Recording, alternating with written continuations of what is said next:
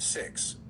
Elvis's senior year at Humes High School was not much different from his other school years. Very little about him was particularly noticeable, apart, of course, from his appearance. His teachers remember him as a very average student who, with a little less concentration, might not have graduated. His life in Memphis had been only marginally better than life in Tupelo, Mississippi, where he was born, the surviving twin in a birth that almost killed his mother, the former Gladys Smith. His earlier life was lived in much the same squalor and poverty experienced by the many destitute blacks in the rigidly segregated South of those days. In 1948, when Elvis was 13, his father, Vernon Presley, decided it was time to leave the tiny shotgun home in Tupelo. The big city across the border might afford a chance for higher pay and a shot at the good life. He packed all the household goods into a green Plymouth one night and the family headed for Memphis. Vernon Presley didn't find the big time in Memphis. He did find a job at the United Paint Company, packing cans for less than $50 a week. Gladys helped out with part-time work first in the sewing mills,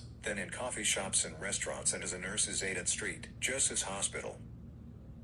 If living conditions in the tiny white frame in Tupelo were bad, life didn't improve in their next home, a 3-room structure in a dull concrete complex where water and electricity alternated in not working. It was part of a dingy, federally funded housing project called Lauderdale Courts, especially designed for poor Southerners. It was eventually discovered that Gladys and Vernon's combined income exceeded the $200 a month maximum allowed for tenants in the project. But somehow they escaped eviction. Red and Sonny West grew up in similar housing projects a mile away, Hurt Village and Lamar Terrace Race. It sure had the right name, Red recalls, because the people living there sure did hurt. If you made more than $200 a month in any of those projects, you had to move out. It was as if it was considered that $200 a month was too much money for you to live in a federal housing project. Well, I guess we didn't miss many meals. But we sure postponed a darn lot. We were poor and so was Elvis. Like most transplanted kids in a new town, Elvis withdrew into a shell of timidity and shyness. Whatever he lacked in friends on the street, Gladys Presley more than made up for with her attention and affection. Presley has said that he often wanted to go down to the local creek with the other little boys from the project. But Mama wouldn't let me. She just never let me out of her sight. I used to get annoyed when I was little. But I later realized it was all because she loved me so much. It was as if God had told the deeply religious Gladys Presley that the death of Elvis's twin, Jessie Guerin, was a sign from heaven to double her love and vigil over Elvis. Mrs. Fay Harris was a friend of the Presleys when they lived in Tupelo. Gladys thought Elvis was the greatest thing that ever happened, Mrs. Harris recalls, and she treated him that way. She worshipped that child from the day he was born until the day she died. She'd always keep him at home, or, when she let him go out to play, she was always out looking to see that he was all right. And wherever she went, whether it was out visiting or even down to the grocery store, she always had her little boy along. Despite the tight dollars, Elvis's parents did everything they could to make Elvis feel he was better off than a lot of the kids he rubbed shoulders with at school. His Christmas and birthday presents were always a shade better or more expensive than his friends' doll. As a result, Elvis could be considered a spoiled child, certainly by comparison with the kids he grew up with. When Elvis was 14, he wanted a bike for Christmas. The Presleys couldn't afford it, but they did manage to scrape up $12 for a guitar. With a few lessons from his uncle, Vester Presley, Elvis was soon able to pluck away at the main chords. Elvis doesn't play the guitar, apart from the rhythm chords, says Red West. Most people think he is an expert guitarist, which he is not. He doesn't read a lick of music, either. Although when he is singing, he knows what he is doing. He has natural music in him. He has never had a lesson on the piano, either. But he can pick up a number with surprising skill. But there are a lot better guitarists than him around, which is kind of funny because the guitar was his trademark, and most people think he is fantastic on it. While Red West as a young teenager was practicing to become a bone crusher on the football field, Elvis stayed at home, practiced his guitar and began developing a singing voice at the First Assembly Church of God, a tiny, rickety structure on Adams Street in Tupelo. Red recalls Presley's telling him on a dozen occasions that his mother remembered 3-year-old Elvis slipping off her lap at a church service and running down to the choir. There his little voice would try to follow the singing. It gave him his first contact with music and that stayed with him. People are always talking about where he got his natural ability from, says Red. That little son of a bitch was singing his ass off back in that church in Tupelo. And when he was about 9 he would sing trios with his mother and father. To this day, old Vernon can throw his head back and sing one hell of a song. He's a great singer. Vernon can be walking around a suite singing his ass off, particularly a gospel song like Where No One Stands Alone. Now his voice is so good, sometimes you will stop what you are doing and start listening to him. Then he will get kind of embarrassed and knock it off. But Elvis gets a lot of his ability from the old man. And, incidentally, he gets a lot of his good looks from the old boy, too. Later, in Memphis, he would wander through the black section of town, the famous Beale Street, and listen to the blacks wail their blues. The influence was so strong that people said Presley's first record sounded like a black voice inside a white body, a reference that never pleased Presley. He had definite ideas about blacks, as he did about Catholics and Jews. If Elvis was sheltered, Red West recalls that Gladys once threw groceries at a child who was threatening to beat up her son. He was, in the broadest sense, a good boy. Red puts it this way: he simply worshipped the ground his mother walked on. To him she was a mother, a friend, a big sister all rolled into one. I mean, she was his whole life. If ever he talked about his family going anywhere, he would never talk about the family as a whole. It would always be mom and them went to church, or mom and them went to the movies. It was like she was the only one in the whole family, and the rest just were along for the ride. It was like that even after she died. He still talked about her like she was living. In Elvis's senior year, Red didn't see much of him.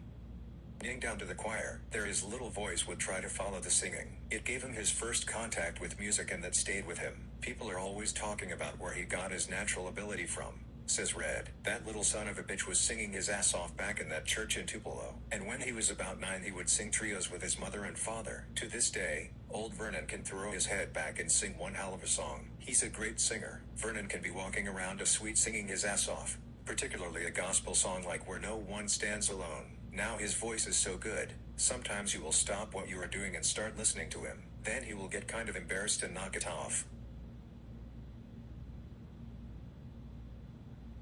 But Elvis gets a lot of his ability from the old man.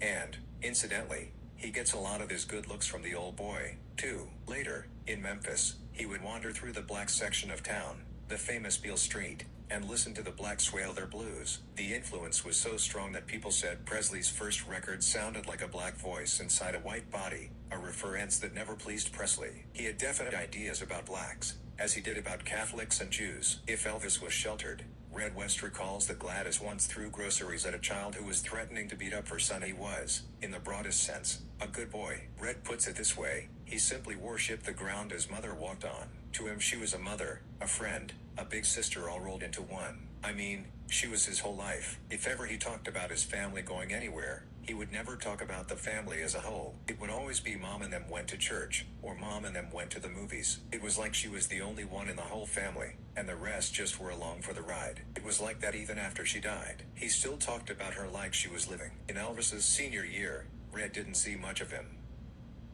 Apart from pulling him out of jams or an occasional holo in the hallways, except for woodshop class, run by a teacher named Mr. Hiltpole. It was there that Red saw Elvis at his wildest, and that meant, says Red, he would occasionally get in woodchip throwing fights with the other kids when Mr. Hiltpole was out of the room. And that was about as wild as he got. He was a pretty quiet kid.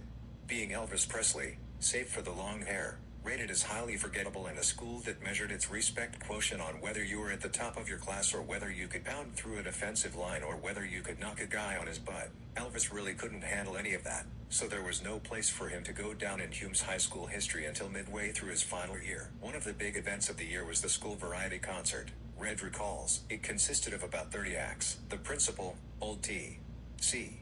Brindley, was a tough old son of a gun on the outside, but inside he was a good old boy with a soft heart. The idea behind the variety concert was to be able to set up a school fund to raise money. Now, during the year, if some kid didn't have the money to go to a school dance or buy some football gear, you could go to old Brindley, and if your hardship was legitimate, he would see that the variety concert fund would look after it all for you. The person who ran the show was a history teacher who taught Elvis. I think she always had a soft spot for Elvis because he was so polite toward her. I put an act in the show. I played the trumpet and I got together a guitar and a bass. It was a heck of a big day and we were all very nervous. I didn't take much notice of all the others because I was so intent on my own. The rules of the concert were that whoever got the biggest applause would be given the honor of having an encore and would be declared the winner. Red recalls he had finished his act when he got the shock of his life, seeing Elvis come out on the stage with his guitar. To be honest, I never thought he would have the guts to get out there in front of those people. He just never impressed me as being that brave. I never even knew he sang, but I was to get a surprise. Elvis shuffled timidly onto the stage. His shyness, however, was offset by his elaborately combed crowning glory, his Vaseline, walled hair, and a bright red shirt. Then it happened. Elvis put one foot up on a chair to act as a prop. and he started to plunk away at the tune Old Shep. Then he whipped into a fast song, then a ballad, Red West Smiles. Hell, do you know while Elvis was singing the love songs, there was one lady teacher crying, and there were other teachers who had tears in their eyes. When he finished his show, the kids went crazy. They applauded and applauded. They just went mad. He was an easy winner. At first Elvis just stood there, surprised as hell. He seemed to be amazed that for the first time in his life someone, other than his family, really liked him. I'll never really know when Elvis got bitten by the bug of loving the applause of the audience, but my guess is that it happened right then in Hume's high school. At last, it seemed, he had found a way to make outsiders love him. He still to this day craves that live audience yelling and screaming for him. Of course, it's the same with most performers. But with Elvis I think it goes all the way back to the time at school where the only time he made a mark was on stage. I saw it that day. As shy as he was, he had a definite magic on stage. After the show, he just seemed to go back to being ordinary old Elvis. But on stage he had control. Red continues.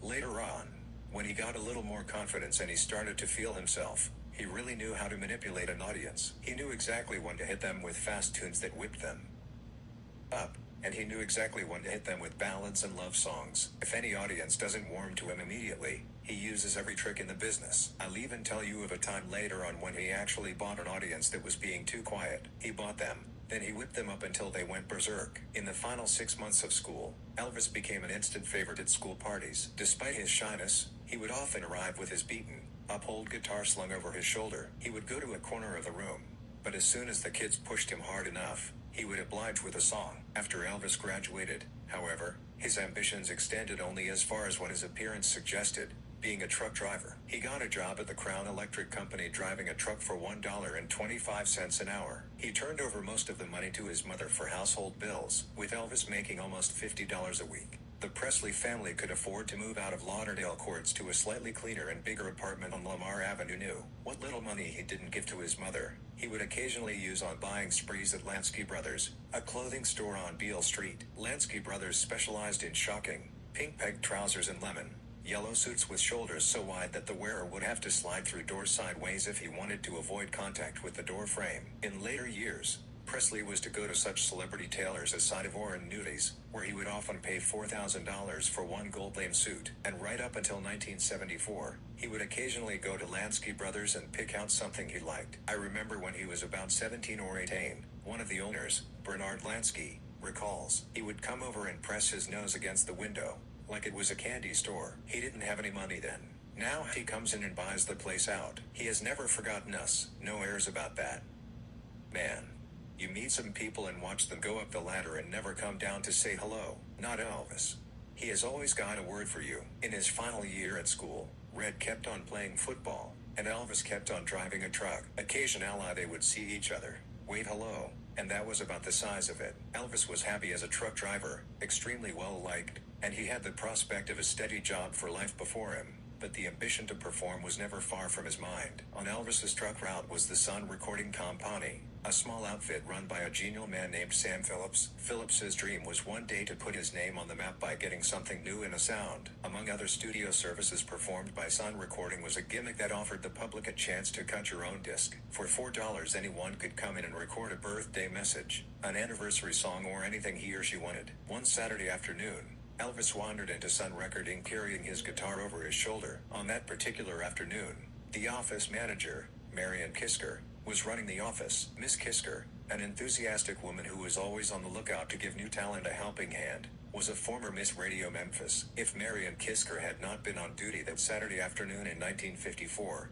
Elvis Presley might still be a truck driver today. Perhaps as much as the choir at the First Assembly of God Church in Tupelo and as much as Gladys and Vernon Presley for buying him a $12 guitar. Marion Kisker must be credited with helping spawn the phenomenon known as Elvis Presley. Presley himself certainly thought so, says Red West. One thing I got to say about Elvis, he never forgot that lady. He would pick up magazines and newspapers all saying about how he got started, and all the stories had Sam Phillips as being the man who discovered Elvis. Well, Elvis told me I don't know how many times. Man. You meet some people and watch them go up the ladder and never come down to say hello. Not Elvis. He has always got a word for you. In his final year at school, Red kept on playing football, and Elvis kept on driving a truck. Occasionally they would see each other, wave hello, and that was about the size of it. Elvis was happy as a truck driver, extremely well liked, and he had the prospect of a steady job for life before him. But the ambition to perform was never far from his mind. On Elvis's truck route was the Sun Recording Company, a small outfit run by a genial man named Sam Phillips. Phillips's dream was one day to put his name on the map by getting something new in a sound. Among other studio services performed by Sun Recording was a gimmick that offered the public a chance to cut your own disc. For $4 anyone could come in and record a birthday message, an anniversary song, or anything he or she wanted. One Saturday afternoon, Elvis wandered into Sun Recording carrying his guitar over his shoulder. On that particular afternoon, the office manager, Marion Kisker, was running the office. Miss Kisker, an enthusiastic woman who was always on the lookout to give new talent a helping hand, was a former Miss Radio Memphis. If Marion Kisker had not been on duty that Saturday afternoon in 1954,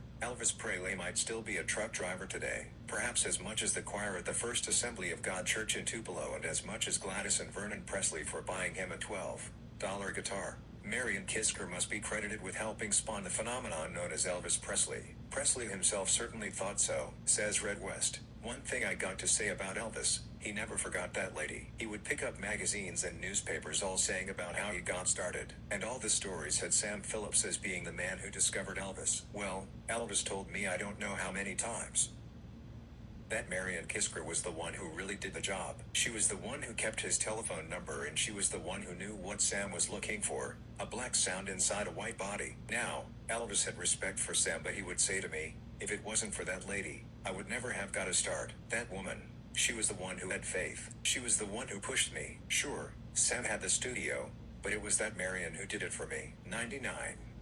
Elvis Presley swaggered in, a broodingly handsome boy of 18. Not realizing that he was about to step on the first rung of a ladder that would take him to breathless heights where he would be as Tory's highest paid performer. He plunked down his $4 in front of Marion Kisker and said he wanted to cut a disc for a present. Not surprisingly, the present was for his mother. The first song he recorded was My Happiness, a number made famous by the Ink Spots. The flip side was a number called That's When Your Heartaches Begin. For some reason that Miss Kisker can't really put her finger on, she decided to tape part of the first side and all of the flip side. There was something vaguely interesting in young Presley's voice.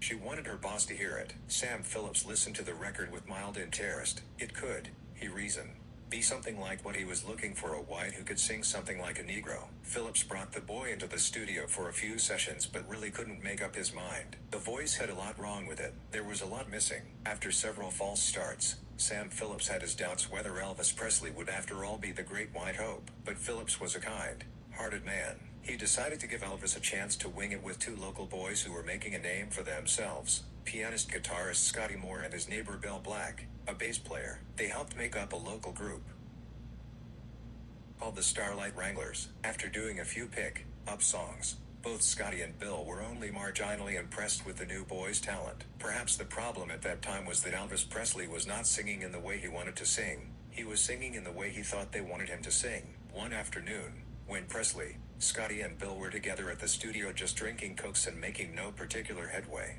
Elvis picked up his guitar and started to freestyle, wailing That's Alright, Mama, by Black songwriter Arthur Crudup. Scotty and Bill started picking up the beat, jam session style. Suddenly Sam Phillips rushed out of the recording booth as if he were being chased by an enraged bull. Presley recalls that those early numbers sounded like he was beating an empty bucket, but Sam Phillips screamed at them, whatever they were doing, do more of it. He had found the lost chord.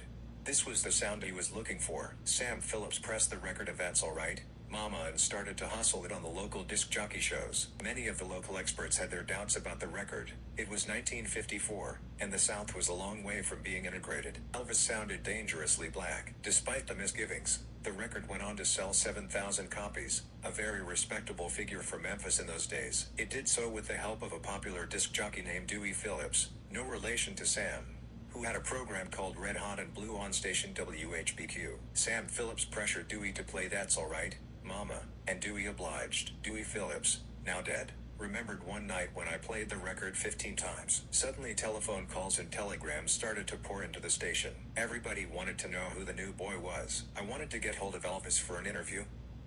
Now, at that time a lot of folks thought Elvis was a colored boy. I got hold of Vernon, Elvis's daddy, who said he was at a movie down at Suzor's number 2 theater. I told Vernon to get his boy to the station. Before long, Elvis came running in.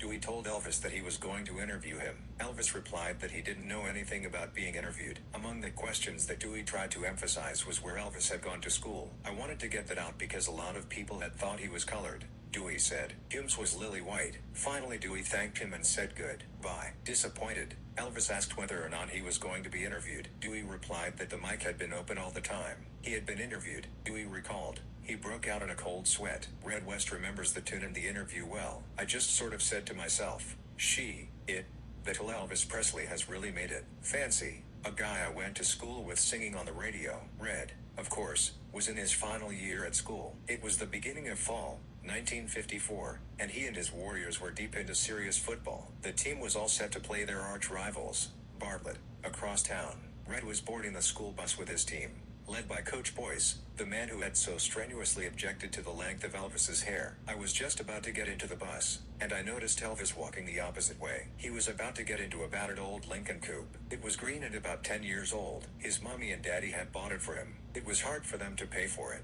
but it gives you some idea how much they loved him to scrape together that kind of money. Not many boys his age, 19 I think he was, had a car of their own. No sir. Protocol for football hero Red was reversed this time. Once it was the shy Elvis who would address Red first. Now it was Red who waved and shouted a greeting. Hi, Elvis. Red remembers he was decked out in a black and white draped cowboy jacket with black pants. They were real sharp threads. Anyway, he waved back to me. I was impressed. Like in Memphis in those days, if you were on the radio, it was like being a movie star. Elvis was a celebrity. He was a pretty big deal. As the bus pulled out, Elvis fell in behind and followed the team over to Bartlett. Red didn't have time to shoot the breeze with him. He was hustled into a dressing room and then to the field, where he played center. Red reports with no small measure of pride that Humes battered Bartlett. I noticed that Elvis was sort of hanging around quietly on the sidelines, just watching from under a tree, really quiet like. I was taking a shower, and one of the guys told me that Elvis was hanging around outside. I dried off and I went out to say hello. Red remembers that Elvis's appearance had improved dramatically. He had filled out, and his face was no longer assaulted with acne. His hair was properly styled, although it still looked pretty outrageous. He seemed to have lost the greasy delinquent look, and there were real indications that he had the makings of genuine good looks. Elvis seemed really pleased to see Red. Hi, Red, how goes it? Nice game, man. Red was pleased with himself and pleased that Elvis was warm and friendly. Hey, thanks man. Hey, you're pretty big time. I hear you're recording all over the place. It's pretty good. You're a star. Despite his minor celebrity, Elvis smiled shyly. He was still a little in awe of Red West. It was almost as if Red was the guy that Elvis wanted to be. Right then, says Red, Elvis was the guy I wanted to be. They walked across the field toward the car. When they reached the battered green Lincoln, Presley said, Hey, hop in, man. Let's ride around a little. Sure thing. Appreciate it, Red answered. Well, what have you been doing with yourself? Presley still seemed a little unsure of himself. There was no mention of the hassles that Red had pulled him out of. Then suddenly Presley said, Hey, why don't you come along one night, maybe at the weekends?